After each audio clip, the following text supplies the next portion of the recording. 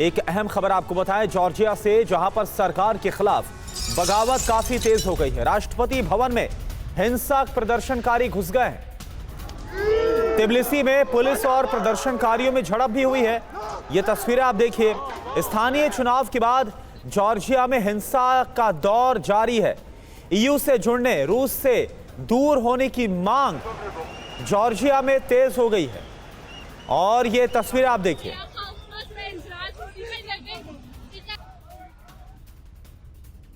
इधर जॉर्जिया में प्रदर्शनकारियों ने आगजनी की है। राष्ट्रपति भवन के पास भीषण आगजनी हुई है। भीषण आगजनी के बाद नारेबाजी करते हुए लोग नजर आए। ये देखिए आप, राष्ट्रपति भवन के पास की ये तस्वीरें हैं जॉर्जिया की। और यहां पर चुनाव के बाद से ही लगातार हिंसा का दौर जारी है और अब यह हिंसा और ज्यादा उग्र हो गई है। आगजनी, सड़कों पर प्रदर्शनकारी उतरे हुए हैं, लगातार नारेबाजी कर रहे हैं। ईयू से जुड़ने की मांग और रूस से दूर जाने की जो मांग है वो सामने रखी जा रही है और इसी को लेकर ये बगावत छिड़ी हुई है। और चलिए अब आपको एक और तस्वीर दिखाते हैं जहां पर प्रदर्शनकारी आगजनी करते हुए दिखाई दे रहे हैं। ये खौफनाक मंजर बताता है कि जॉर्जिया में हालात किस तरह से बेकाबू हैं। तो ये देखिए आप, सरकार के लिए बड़ी मुश्किल, बड़ी मुसीबत, एक बड़ी चुनौती प्रदर्शनकारियों की तरफ से खड़ी की गई है। जॉर्जिया में राष्ट्रपति भवन के बाहर की तस्वीर आप देख पा रहे हैं। इससे आप समझ सकते हैं कि हालात किस तरह से बेकाबू हो रहे हैं।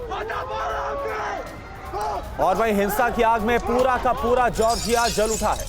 आगजनी से दहली राजधानी तिब्लिसी। प्रदर्शनकारियों ने कई जगह आगजनी की है। ये देखिए आप, तस्वीरें हम आपको दिखा रहे हैं। जॉर्जिया की तस्वीरें आपके सामने। राजधानी तिब्लिसी के हालात आप देख पा रहे हैं किस कदर खराब हो गए हैं। जगह जगह पर आगजनी। राजधानी, जॉर्जिया की राजधानी तिब्लिसी का यह हाल है। प्रदर्शनकारियों ने कई जगह आगजनी की है। सरकार के खिलाफ लगातार नारेबाजी हो रही है।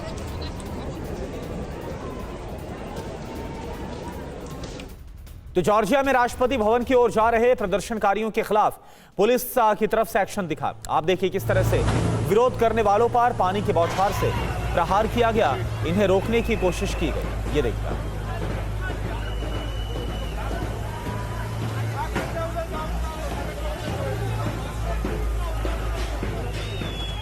रूसी क्रूज मिसाइल जहाज पर हमला हुआ है। यूक्रेन का मिसाइल से जहाज पर हमला। ओनेगा झील में तैनात था रूसी जहाज। सेंट पीटर्सबर्ग के करीब है ओनेगा झील।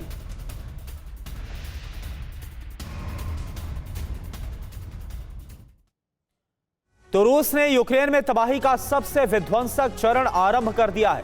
रूस को रोकने के लिए ज़ेलेंस्की ने अमेरिका से मदद मांगी है, जिसके बाद पेंटागन ने सीक्रेट ब्लूप्रिंट को तैयार किया। पेंटागन से मिले इंटेलिजेंस इनपुट से यूक्रेन ने रूस में भारी तबाही मचाई है। एनर्जी सेक्टर को टारगेट किया गया है।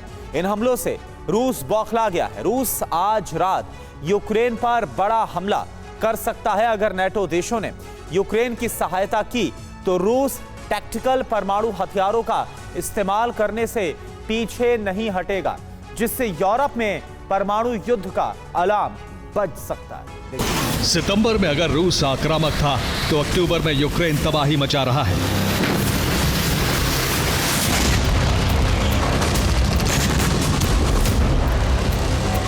रूस में उसने ताबड़तोड़ हमले करके अपने इरादे जता दिए हैं।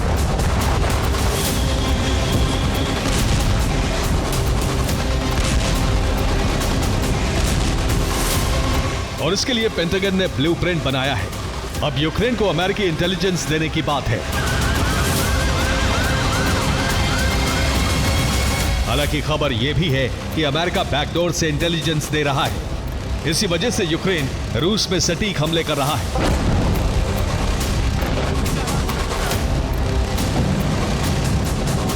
खासतौर से यूक्रेन के टारगेट पर रूस का एनर्जी सेक्टर है।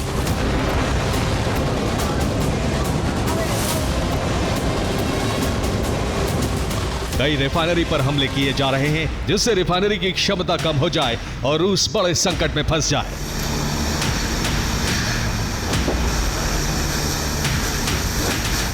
अब यूक्रेन हमले के लिए लॉन्ग रेंज ड्रोन का भी इस्तेमाल कर रहा है।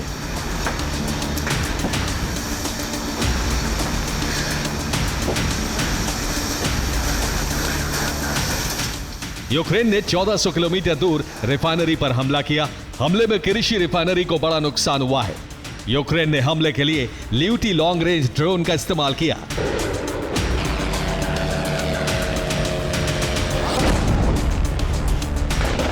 दरअसल ट्रंप एक रणनीति के तहत ऐसा कर रहे हैं।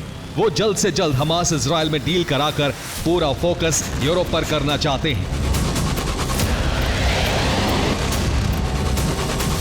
इसी वजह से जेलेंस्की के साथ लॉन्ग रेंज हथियार देने की डील हुई। साथ ही रूस को युद्ध में कमजोर करने के लिए बैकडोर से यूक्रेन की मदद भी की जा रही है। इसके अलावा जिस प्लान पर ट्रंप काम कर रहे हैं, उसके जरिए यूक्रेन को सुरक्षा की गारंटी भी दी जा सकती है, जिससे पुतिन पर युद्ध विराम के लिए दबाव बनाया जा सके। यूक्रेन को इंटेलिजेंस इनपुट दिया जा सकता है, जिससे रूस के सैन्य ठिकानों पर सटीक हमले किए जा सके। साथ ही रूस के एनर्जी सेक्टर को तबाह करके रूस को अंधेरे में ढकेला जा सके।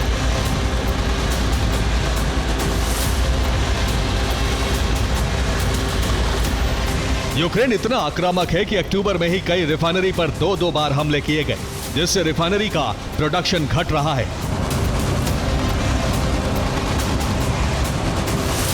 कई इलाकों में तेल गैस का संकट पैदा हो गया है। अब रूस को अपने खर्च के लिए भी तेल आयात करना पड़ रहा है। रूस के सेंट पीटर्सबर्ग की ऑयल रिफाइनरी, जो कि यूक्रेनी बॉर्डर से 900 किलोमीटर दूर है, यहां पर 2 बार ड्रोन से हमला हुआ, जिससे कि 20% क्षमता प्रभावित हुई है। मॉस्को की ऑयल रिफाइनरी यूक्रेन से 750 किलोमीटर दूर पड़ती है, जहां पर 2 बार ड्रोन अटैक हुआ और इससे 50% क्षमता प्रभावित हो गई है। जबकि 1150 किलोमीटर दूर पड़ने वाली समारा रिफाइनरी पर 3 बार ड्रोन से अटैक हुआ और उसके बाद प्रोडक्शन बंद करना पड़ा। इसी तरह से सतारोफ भी टारगेट पर है, जो कि 802 किलोमीटर दूर है। यहां पर ड्रोन हमले से कच्चे तेल की आपूर्ति बंद करनी पड़ी। 502 किलोमीटर की दूरी पर पड़ने वाली वोरोनिश रिफाइनरी पर 2 बार ड्रोन से हमला हुआ, इसे अस्थायी तौर पर बंद कर दिया गया। वोल्गोग्राद की रिफाइनरी यूक्रेन बॉर्डर से 460 किलोमीटर दूर है। यहां पर 3 बार ड्रोन से अटैक हुआ और इससे 43% प्रोडक्शन प्रभावित हुआ है। रोस्टोव की रिफाइनरी यूक्रेनी बॉर्डर से 190 किलोमीटर दूर है, जहां यूक्रेन ने 2 बार अटैक किया। इससे 2 यूनिट्स को बंद करना पड़ा। देखिए आप।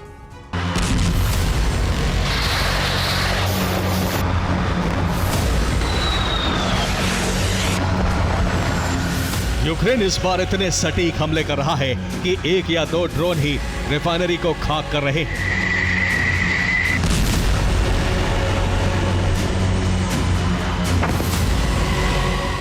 ये किरीशी रिफाइनरी पर हमले का वीडियो है, जो रूस के कैलिनिनग्राद में पड़ती है। रूस की दूसरी सबसे बड़ी रिफाइनरी है।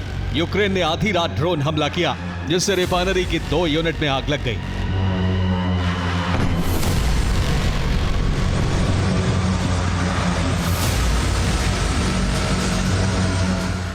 यूक्रेन अब अलग अलग ठिकानों से ड्रोन दाग रहा है, जिससे ड्रोन कमांड सेंटर की लोकेशन ट्रैक ना हो पाए।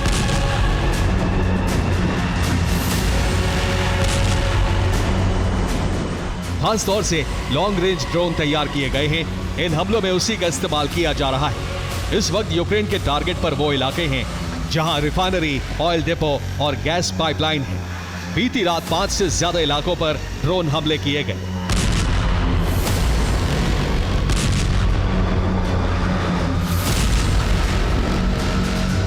Leningrad, Orenburg, Rostov, Ryazan, Saint Petersburg.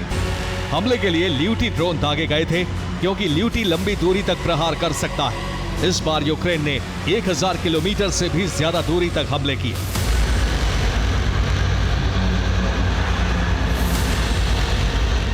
ल्यूटी का वजन कम करके उसकी रेंज बढ़ाई गई है। पहले इसकी रेंज 1000 किलोमीटर थी, लेकिन बाद में 1800 किलोमीटर तक की गई। ये 50 किलो विस्फोटक ले जाकर टारगेट पर सटीक हमला करता है, जिसका सबूत आधी रात हमला करके दे दिया। यानी अब यूक्रेन लॉन्ग रेंज हथियारों के साथ मैदान में उतर चुका है, जो रूस के लिए बड़ा चैलेंज है। तो यूक्रेन के हमलों से रूस में तबाही का बवंडर आ गया है। यूक्रेन ने रूस के रोस्तोव शहर में A-50 स्पाई प्लेन फैक्ट्री को खाक कर दिया। इसके अलावा खुर्स्क में लगी ऑयल रिफाइनरी को भी तहस नहस कर दिया गया। वोल्गोग्राद में इन्फेंट्री ऑयल टैंकर को तहस नहस किया गया। वोल्गोग्राद सिटी में एंटी एयरक्राफ्ट वेपन गोदाम को खाक में मिला दिया गया। साइबेरिया के येमबर्ग में गैस पाइपलाइन के कुछ हिस्से को ड्रोन से उड़ा दिया गया और इसी तरह से साइबेरिया के औरुग में थर्मल पावर प्लांट पर हमला किया गया, जिससे उसमें आग लग गई। देखिए आप।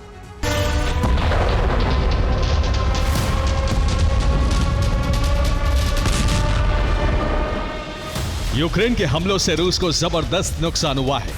यूक्रेन के पास इतना बड़ा तंत्र नहीं है कि वो रूस के सैन्य और ऊर्जा ठिकानों की सटीक जानकारी जुटा सके।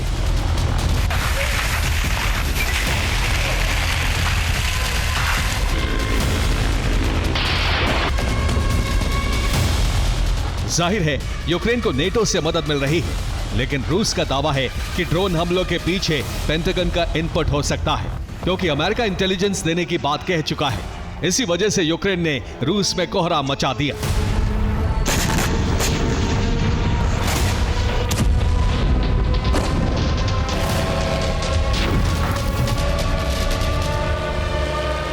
हमलों से रूसी रिफाइनरियों की 48% उत्पादन क्षमता कम हो चुकी है। रूस में 38 बड़ी तेल रिफाइनरी हैं, जिनमें से 21 पर हमले से बड़ा असर पड़ा है। इस साल अब तक तेल रिफाइनरी पर 110 से ज्यादा हमले हो चुके हैं, जबकि पिछले साल 130 हमले किए गए थे।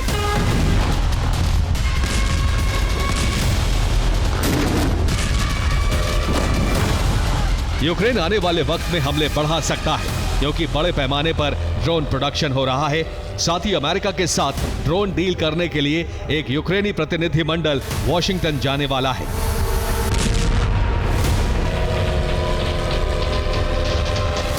अगर यूक्रेन ने हमले बढ़ाए तो रूस बड़े संकट में घिर सकता है। रूस का तेल निर्यात बंद होने से इकोनॉमी को बड़ा नुकसान होने की आशंका है। रोजाना गैस स्टेशन बंद हो रहे हैं। हालात ऐसे हो चुके हैं कि दुनिया के देशों को तेल गैस सप्लाई करने वाला रूस अब गैसोलाइन बेलारूस और चीन से खरीदने पर मजबूर है। Bureau report, TV9 Bharatvarsh. और देखिए एक और बड़ी खबर है वॉर जोन से, जहां पर शोस्टका में यूक्रेनी ट्रेन पर रूस का हमला हुआ। यूक्रेन ने बनाई थी नई सैन्य यात्री ट्रेन, हथियार ले जाने में सक्षम थी ये ट्रेन, और इस पर अटैक किया गया। रूस के मिसाइल हमले में नष्ट हुई है ट्रेन।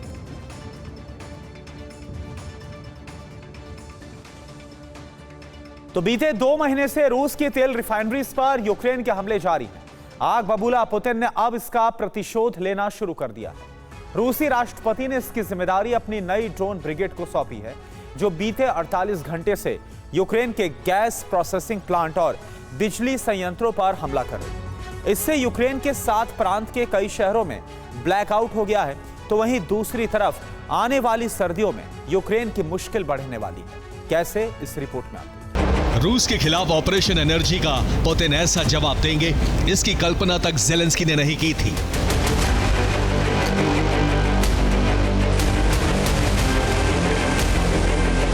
बीते 48 घंटों से यूक्रेन पर रूस के भीषण हमले जारी हैं। लेकिन पुतिन का प्राइमरी टारगेट मिलिट्री ठिकाने नहीं, बल्कि बिजली घर, पावर ग्रिड और गैस प्लांट हैं, जिससे आने वाली सर्दियों में यूक्रेन की मुश्किलें बढ़ने वाली हैं। यूक्रेन में नागरिक इंफ्रास्ट्रक्चर पर रूस हमले कर रहा है। बीतते वक्त के साथ ये हमले और ज्यादा भीषण होते जा रहे हैं।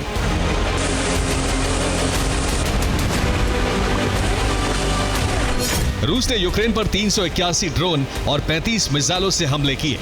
रूस ने यूक्रेन को दहलाने के लिए 7 स्कंदर मिसाइल, 21 क्रूज मिसाइल और 7 KH-59 गाइडेड मिसाइल का इस्तेमाल किया।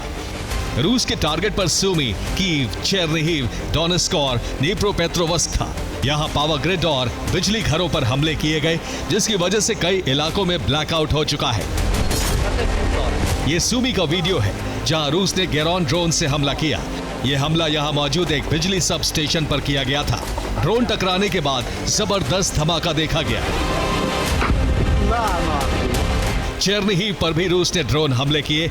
रूस ने यहां भी एनर्जी इंफ्रास्ट्रक्चर को निशाना बनाया, जिसके बाद भीषण आग लग गई। दिन में भी चेरनिहिव पर रूस के हमले जारी रहे। अलग अलग इलाकों में बिजली सब स्टेशन धू धू कर जलते नजर आए।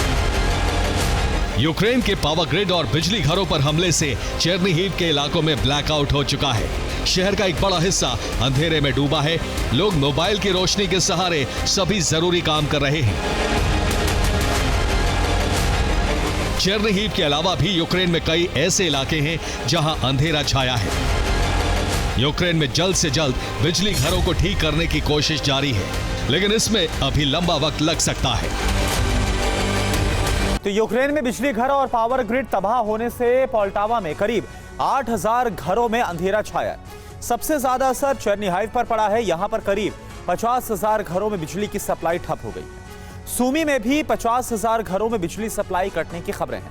रूसी बॉर्डर से सटे होने की वजह से यहां पर आपातकाल घोषित कर दिया गया है। रूस की राजधानी कीव में भी पावर ग्रिड्स को काफी नुकसान पहुंचा है। इसकी वजह से 20,000 घर प्रभावित हुए। डोनेस्क में भी 1000 घरों की बिजली सप्लाई कट चुकी है। यहां पर लोग अंधेरे में रहने के लिए मजबूर। यूक्रेन के कई शहरों में आपातकाल जैसे हालात हैं। कुछ जगहों पर 3 दिन से बिजली गुल है। यूक्रेन के सब स्टेशन और बिजली ग्रिड पर हमलों को देखते हुए ज़ेलेंस्की ने इमरजेंसी मीटिंग की। कीव में हुई मीटिंग में यूक्रेनी सेना प्रमुख और यूक्रेन के बड़े मंत्री शामिल थे। मीटिंग में बिजली घरों की सुरक्षा पर चर्चा हुई। ज़ेलेंस्की ने सब स्टेशन और पावर ग्रिड को जल्द से जल्द ठीक करने के आदेश दिए हैं, ताकि शहरों की बिजली सप्लाई फिर शुरू की जा सके। दरअसल यूक्रेन में सर्दियां करीब हैं। ऐसे में अगर इन्हें जल्द दुरुस्त नहीं किया गया तो भीषण बर्फबारी के बीच लोगों का जीवन बेहद मुश्किल हो जाएगा, जो रूस का असली प्लान है।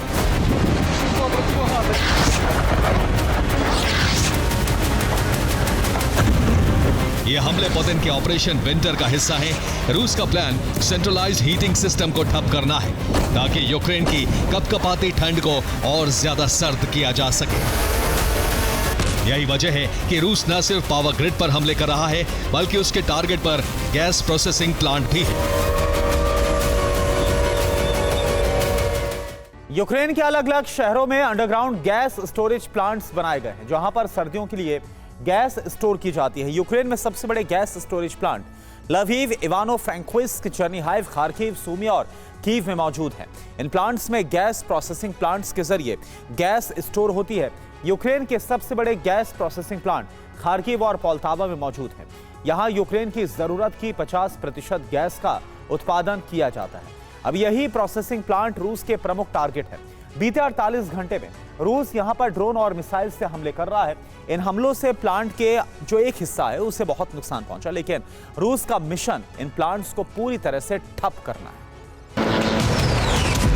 यूक्रेन में मची इस तबाही के पीछे रूस की स्पेशल ड्रोन ब्रिगेड है, जिसका गठन रूसी राष्ट्रपति ने हाल ही में किया है। पुतिन की ड्रोन ब्रिगेड का नाम command of unmanned aerial vehicle operators है, जिससे यूक्रेन के एनर्जी ठिकानों पर तबाही की कमान सौंपी गई है। ये टीम डॉनबास में रहकर यूक्रेनी ठिकानों पर हमले कर रही है। बीते साल रूस की मिलिट्री एकेडमी में एक नया प्रोग्राम लॉन्च किया गया था, जिसमें ड्रोन ऑपरेटर्स को ड्रोन बनाने का भी प्रशिक्षण दिया गया था। इस प्रोग्राम में शामिल जवान ड्रोन हमलों में बेहद ज्यादा माहिर हैं। इसके पहले बैच को रूस की नई ड्रोन ब्रिगेड में शामिल किया गया है।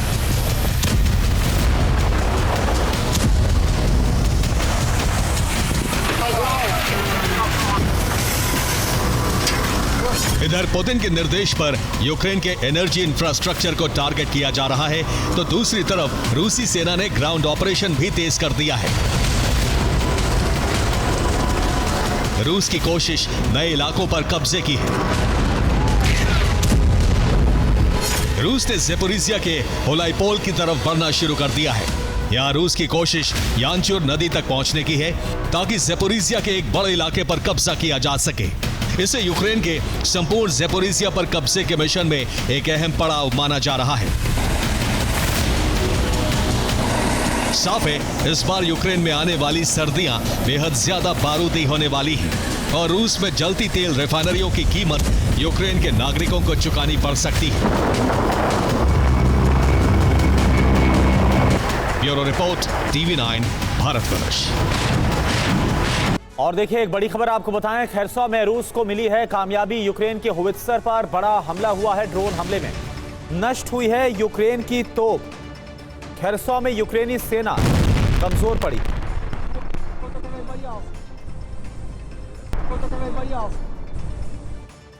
तो रूस यूक्रेन के युद्ध विस्तार की आशंका लगातार प्रबल हो रही है। रूस पर यूरोपीय देश लगातार आरोप लगा रहे हैं कि उसके ड्रोन और फाइटर जेट सीमा का उल्लंघन कर रहे हैं, और अचानक से इन आरोपों को ज्यादा हवा भी मिलने लग गई है। जर्मनी ने अपने म्यूनिख हवाई अड्डे को बंद करके रूस का घेराव करने की कोशिश की है।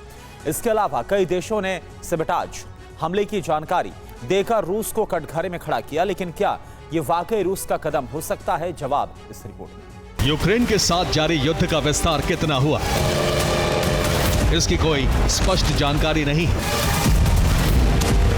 लेकिन इन दिनों क्रेमलिन और पुतिन यूरोपीय देशों के उन आरोपों में घिरे हैं जो युद्ध के विस्तार से जुड़े हैं। आरोप है कि रूसी ड्रोन और फाइटर प्लेन यूरोप की सीमा लांघ रहे हैं। जंग को मिला विस्तार, शुरू यूरोप पर प्रहार। रूस पर यूरोपीय देशों तक ड्रोन और फाइटर प्लेन भेजने के आरोप हैं, लेकिन आरोपों की पुष्टि अभी संदिग्ध है।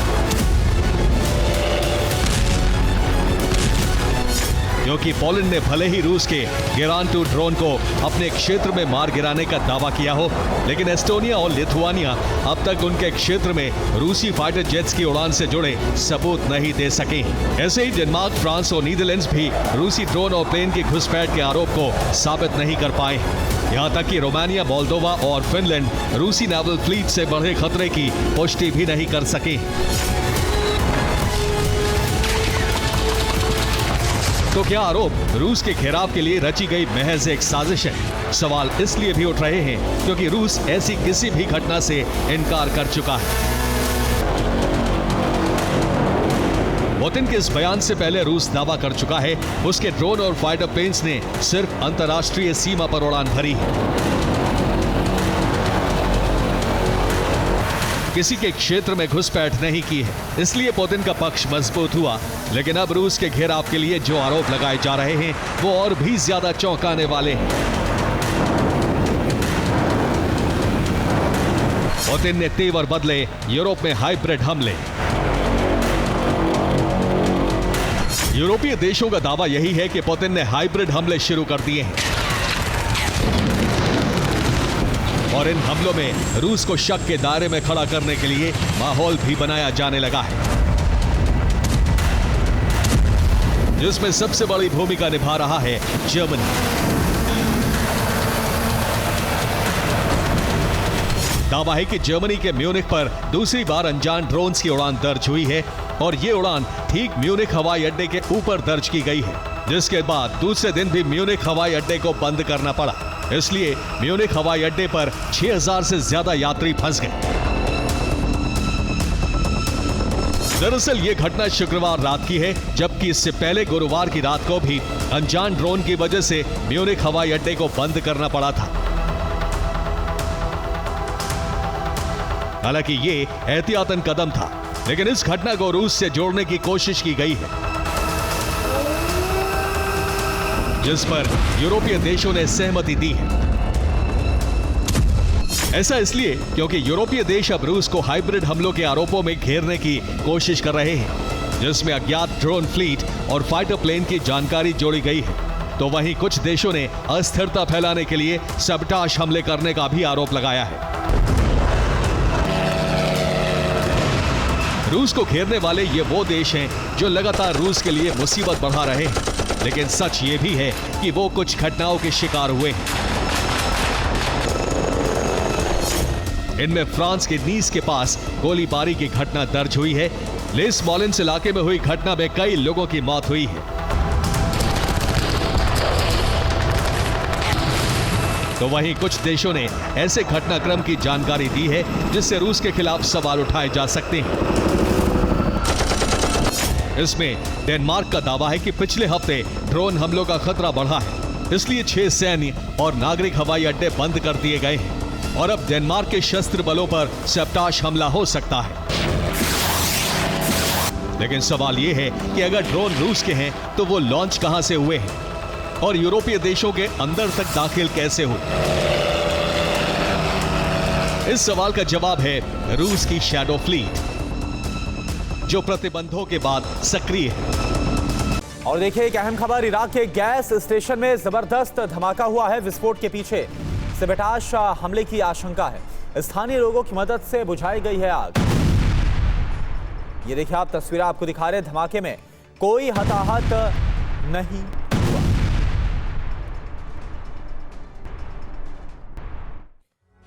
तो नाटो और रूस के बीच जंग के आसार लगातार बढ़ रहे हैं और इस महासंग्राम का विलन बनने वाले हैं यूक्रेन के राष्ट्रपति वोलोदिमीर ज़ेलेंस्की, क्योंकि यूक्रेनी राष्ट्रपति के इशारे पर एक बार फिर से व्लादिमीर पुतिन की हत्या करने का जो प्रयास है वो किया गया है। ज़ेलेंस्की ने 2 अक्टूबर 2025 को पुतिन की हत्या का चौथी बार प्रयास किया।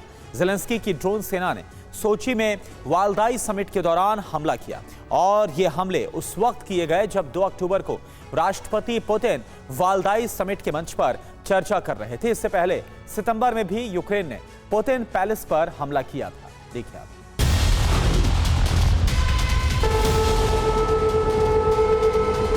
काला सागर के तट पर बसा रूसी शहर ड्रोन गर्जना से गूंज उठा।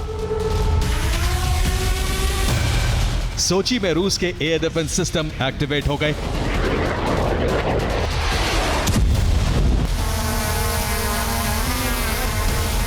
ये हमले उस वक्त किए गए जब रूस के राष्ट्रपति सोची में वालदाई समिट के मंच पर चर्चा करने के बाद समिट हॉल में मौजूद थे।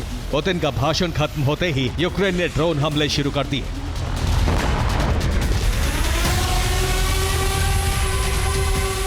रडार पर यूक्रेनी ड्रोन नजर आते ही सोची और आसपास के इलाकों में एयर रेड अलर्ट के सायरन गूंजने लगे। सोची गवर्नर की रिपोर्ट के मुताबिक पहला ड्रोन हमला 2 अक्टूबर की रात 10:30 बजे किया गया। इसके तुरंत बाद सोची और गेलेंजिक का एयरपोर्ट बंद कर दिया गया। 40 से ज्यादा उड़ानें प्रभावित हुई, जबकि 10 उड़ानों के रूट बदलने पड़े।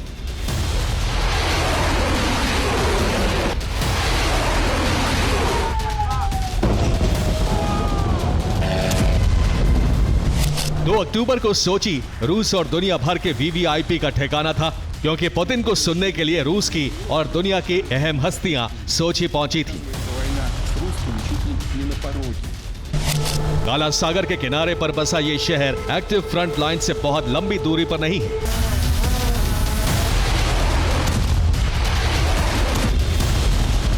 सोची पर हमलों के बाद रूस ने अपने एयर डिफेंस सिस्टम एक्टिवेट कर दिए।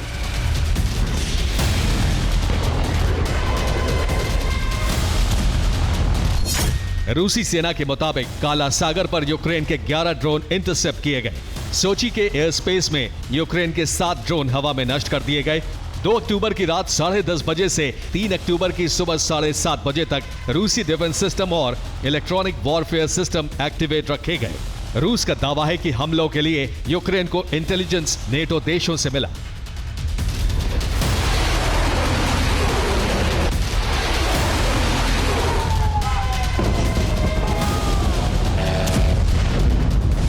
सोची के मंच से पुतिन ने कहा ही था कि रूस सिर्फ यूक्रेन से युद्ध नहीं लड़ रहा है, बल्कि कई देशों से जंग छिड़ चुकी है। और उसके कुछ ही मिनट बाद नेटो की मदद से यूक्रेन के हमले शुरू हो गए।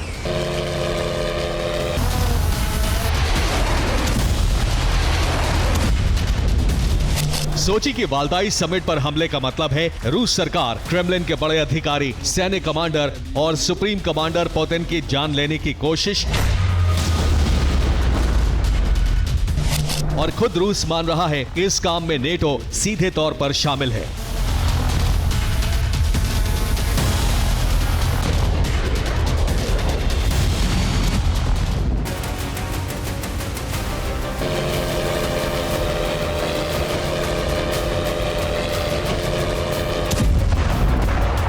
इससे पहले 9 सितंबर को भी यूक्रेन ने सोची शहर पर उसी वक्त हमले किए थे जब राष्ट्रपति पुतिन वहां पहुंचे थे।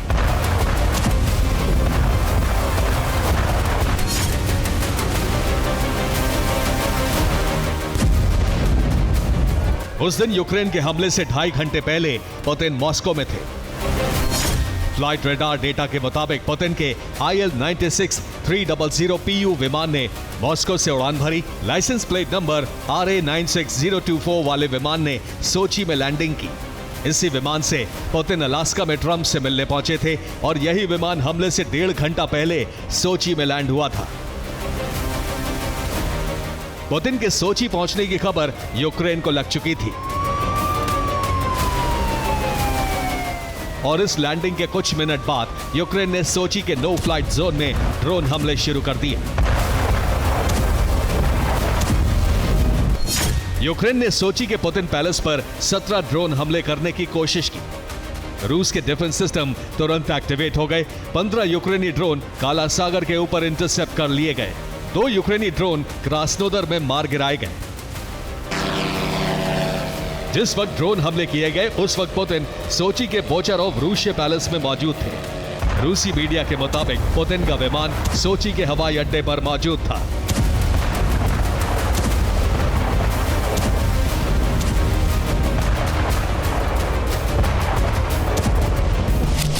यूक्रेन ने 2 अक्टूबर को चौथी बार रूस के राष्ट्रपति की हत्या करने के इरादे से हमले किए हैं।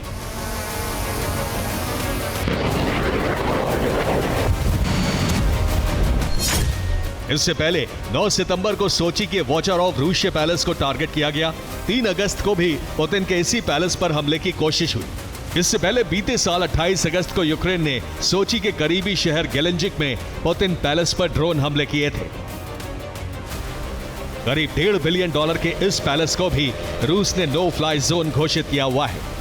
इस पैलेस के नीचे सुरंगों का एक जाल और न्यूक्लियर बंकर भी है। 28 अगस्त 2025 को किए गए ड्रोन हमले में पुतिन के इस पैलेस के करीब 3 हेक्टेयर जंगल में आग लग गई थी, लेकिन महल को नुकसान नहीं हुआ। ज़ेलेंस्की कई बार यह दावा कर चुके हैं कि पुतिन उनकी हत्या कराना चाहते हैं,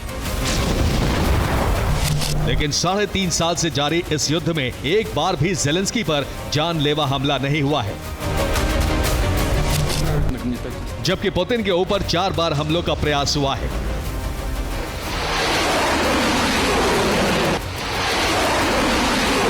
अगर पुतिन इस हमले में चोटिल भी हो जाते तो जिस महासंग्राम की आशंका 3 साल से जताई जा रही है वो वास्तविकता बन सकता था।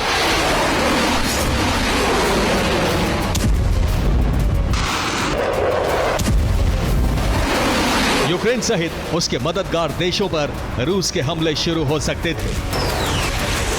Bureau report, TV9 Bharatvarsh. Gaza में विध्वंस का सबसे खौफनाक दौर आरंभ हो गया है, जिससे संकेत मिलता है कि ट्रंप के शांति समझौते को मानने से नेतन्याहू पीछे हट गए। जबकि ट्रंप यह दावा कर रहे हैं कि हमास पीस डील के लिए तैयार है, जबकि हमास ने सिर्फ अपने फायदे वाली शर्तों पर सहमति जताई। ऐसे में हमास को लेकर ट्रंप और बेंजामिन में टकराव बढ़ने के आसार दिख रहे हैं। हम हमास के साथ शांति समझौते के लिए आगे बढ़ रहे हैं। दूसरी तरफ इजराइल ने गाजा पर हमले बढ़ा दिए हैं।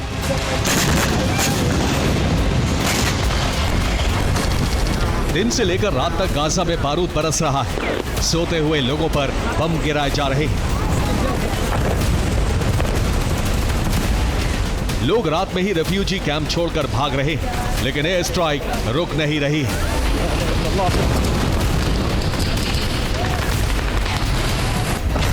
गाजा में तबाही का पहला वीडियो।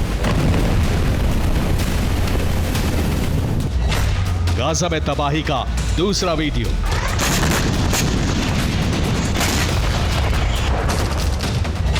गाजा में तबाही का तीसरा वीडियो।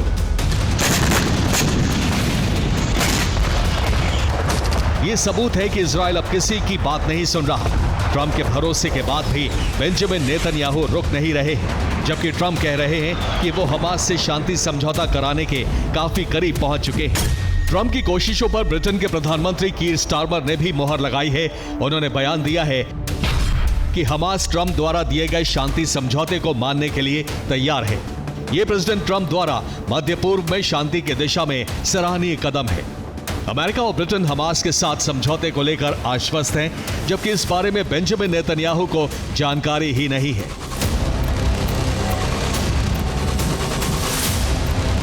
नेतन्याहू को जानकारी दी गई थी कि हमास ने प्रस्ताव ठुकरा दिया है, लेकिन ट्रंप ने बाद में हमास के सहमत होने वाला बयान देकर बेंजामिन को हैरान कर दिया, जिससे बेंजामिन नाराज हो गए क्योंकि 20 सूत्रीय फॉर्मूले में से हमास ने सिर्फ 7 शर्तें ही मानी। ऐसे में इजराइल शांति समझौते के लिए तैयार नहीं है। जिन शर्तों पर हमास तैयार हुआ है उसमें पहली शर्त है युद्ध विराम, दूसरी शर्त है बंधकों की वापसी, तीसरी शर्त है युद्ध बंदियों की अदला बदली, चौथी शर्त है विस्तार पर रोक, पांचवी शर्त है इजरायली सेना हटेगी, छठी शर्त है गाजा नहीं छोड़ेगा हमास, सातवीं शर्त है मानवीय सहायता मिलती रहेगी।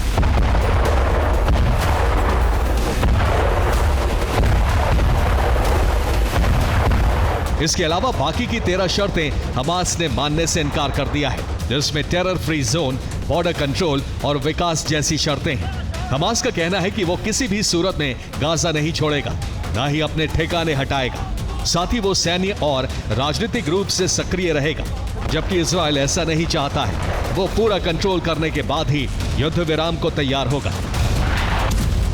लेकिन ट्रंप ने अपनी शांति दूत वाली छवि बनाने के लिए 7 शर्तों पर ही शांति समझौते को मंजूरी दे दी। हमास इसे अपनी जीत मान रहा है।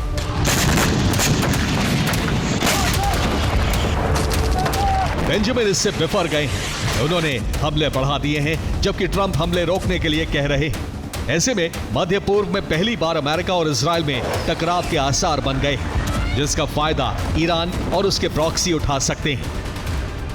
Bureau report, TV9 Bharatvarsh. इधर अरब में एक बार फिर से युद्ध का संकट गहराने लगा है। डर है इजराइल ईरान के न्यूक्लियर ठिकानों पर एयर स्ट्राइक कर सकता है। दरअसल हाल ही में कुछ सैटेलाइट तस्वीरें सामने आई और इसमें ईरान के न्यूक्लियर ठिकानों पर हलचल देखी गई। अब दावा है कि ईरान ने अपनी परमाणु साइट्स पर यूरेनियम संवर्धन शुरू कर दिया, जो फिर एक बार ईरान और इजराइल के बीच जंग की वजह बन सकती है। क्या इजराइल एक बार फिर ईरान पर एयर स्ट्राइक करने वाला है?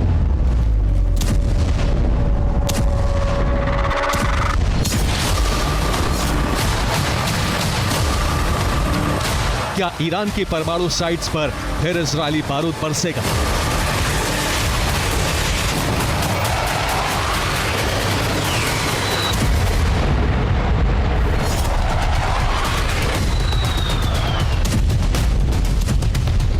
या इजराइल ईरान युद्ध करीब है?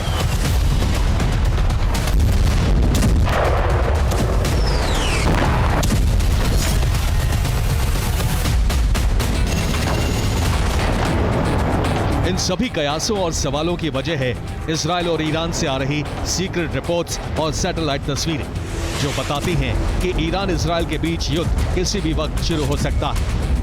दरअसल अमेरिका ने इजराइल की सुरक्षा में नए थाड डिफेंस सिस्टम तैनात किए हैं।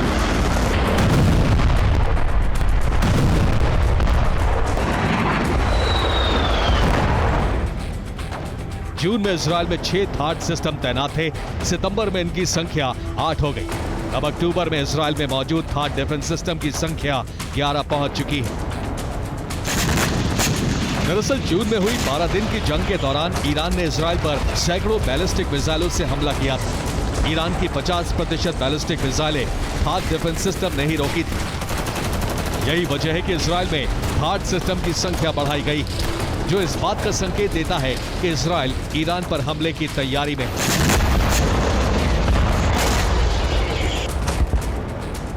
इन तैयारियों की वजह ईरान से आई सैटेलाइट तस्वीरों को माना जा रहा है, जिससे ये संकेत मिल रहे हैं कि ईरान ने एक बार फिर यूरेनियम संवर्धन का काम शुरू कर दिया है। 22 सितंबर की ये सैटेलाइट तस्वीरें नतांज न्यूक्लियर प्लांट की हैं। सैटेलाइट तस्वीरों में देखा जा सकता है प्लांट के आसपास कटीले तारों की नई फेंसिंग की गई है। कुछ तस्वीरों में देखा जा सकता है प्लांट के आसपास नई दीवार बनाई गई है, जिससे इसे चारों तरफ से घेरा गया है। फेंसिंग के पास नई ट्रेंच तैयार की जा रही है। साथ ही पेट्रोलिंग के लिए सड़क बनाने का काम भी जारी है। सैटेलाइट तस्वीरों में प्लांट के आसपास निर्माण सामग्री भी नजर आ रही है। कुछ सैटेलाइट तस्वीरों में प्लांट के एंट्री गेट पर कंक्रीट के नए स्लैब दिखाई दे रहे हैं, जिन्हें इजराइल ने जून में ध्वस्त कर दिया था।